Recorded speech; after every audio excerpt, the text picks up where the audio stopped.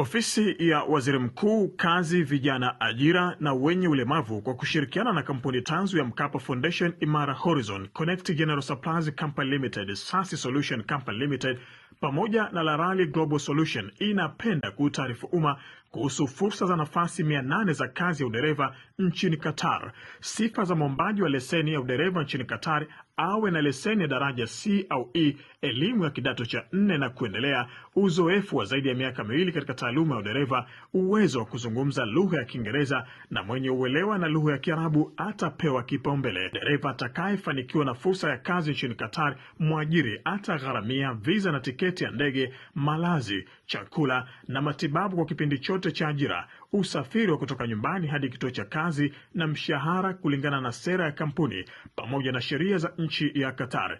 Pia mwajiri atagharamia visa na tiketi ya kurudi nyumbani baada ya ukomo wa mkataba wa ajira. Waombaji wote wa nafasi za kazi ya udereva nchini Qatar wanatakiwa kutuma wasifu, yani CV zao, kupitia tovuti ya www.mkapafoundation.or.tz au www.manpower.cgs.co.tz au kupitia barua pepe sasisolution@gmail.com au info@lalari.co.tz.